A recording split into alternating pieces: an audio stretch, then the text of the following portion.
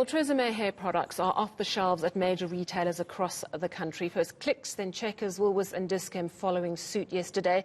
The advert labelled a white person's hair was normal, labelled a black person's hair dry, damaged and frizzy. Today, Unilever, which owns the American hair brand, met with the EFF, who've been staging sometimes violent protests outside Clicks stores this week. It's not only an indictment on a hair care brand, but a PR nightmare as well. And it's hitting the product where it hurts, in the pocket. Let's discuss what brands stand for, how brands need to know their ethics, and what, if any, recovery there is. And I'm joined by brand reputation advisor Solly Moeng in Cape Town. Good evening, Solly. Thank you very much for your time. We know that Unilever has met with the EFF. They've made a deal. The product comes off the shelves for 10 days, and there are a number of other agreements. But all round, some incredibly tough lessons for Clicks, TRESemme and Unilever. Of the three, who do you think handled it the best and who got it horribly wrong? Well, the EFF was really smart in taking advantage of this. You know, we said there's a tide in the affairs of men, and we know they thrive on this sort of thing. And, you know, they've been too violent. The violence can never be condoned, you know, accepted. But I think that for their core suppliers, followers, they are the winners. They come out of this the winners. Clicks is on the back foot. There's no doubt about it. They almost gave to the EFF everything that the EFF wanted. I don't know if those sanitation towels are going to go into the townships with the brand of EFF on them. Mm-hmm. But look, obviously, TRESemme has not said anything. There has not been a spokesperson for that brand coming out to say, are we sorry, this is what we did. So Clicks had to take all the brunt of the anger.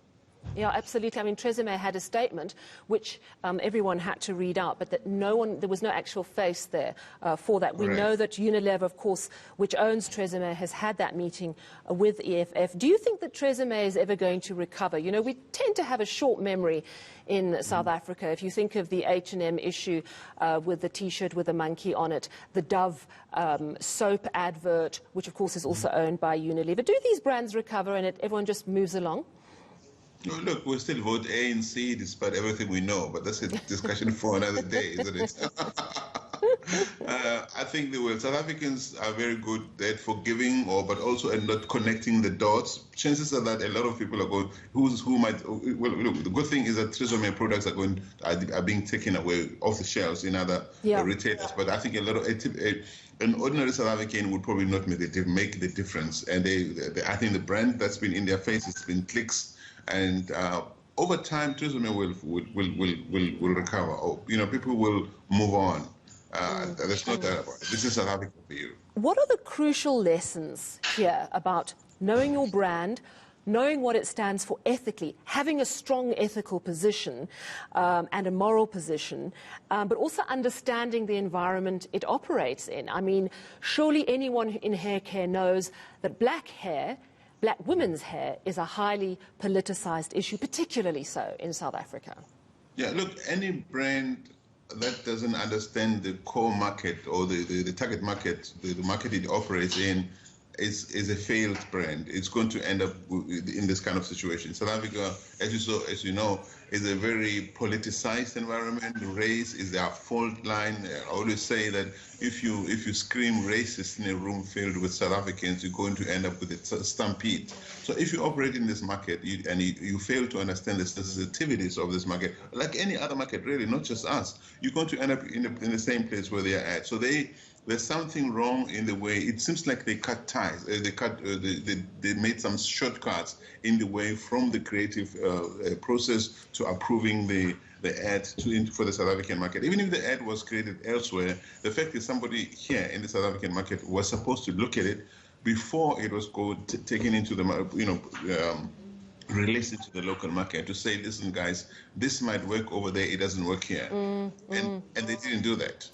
And also it's about not cutting corners, as you say, but also ensuring that everyone who works on that brand, from the most senior person right down to the junior person who might be posting social media images or whatever, is absolutely steeped in the values of that brand, so that it's first and foremost, so that even if you come from an environment where you don't understand the politics of black hair, let's say as a white person who hasn't bothered to invest the time in these issues and is working for this brand, do you think that there needs to be a different approach to how advertisers, marketers understand a brand, and that more and more internationally brands have to have their values absolutely front and center? Yeah, look, there are two things. One, the internal processes that you referred to. I think a lot, and I've been in that environment before, I think there are usually people in South Africa tend to reduce transformation to just having blacks, whites, Indians, colors, having racial representatives, two quotas, as it were, and that's wrong. I think transformation must go beyond numbers. It must also be about the culture. It must be about creating the space for people. If you have people present, multiracial teams that are picture perfect, but it's not enough.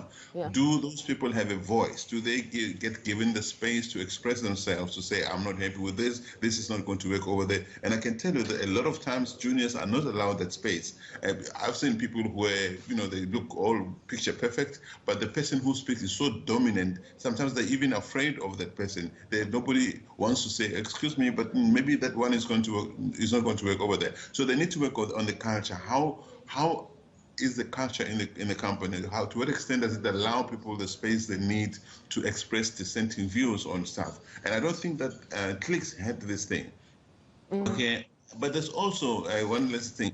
We in South Africa grow up in racialized spatial places where colors grow up with colors, white, blacks, Indians, and in those spaces there are preconceived ideas about the other. So people think about stuff about the other that are not true, and usually there's nobody to challenge those views. So and then one day they go into the corporate world with those views, with those preconceived ideas, and they take decisions that they think are okay. So I don't think that Clicks went out to say, we're going to go after the blacks. It's not always a deliberate thing. It's unconscious racism, as it were, or offense, if you were, because you think, you grew up in a world where it's okay to do this sort of thing. There's nothing wrong with it, or you don't have an understanding of the other side. Absolutely, such important lessons that have been learned, and it's just the beginning. Thank you so much for your time this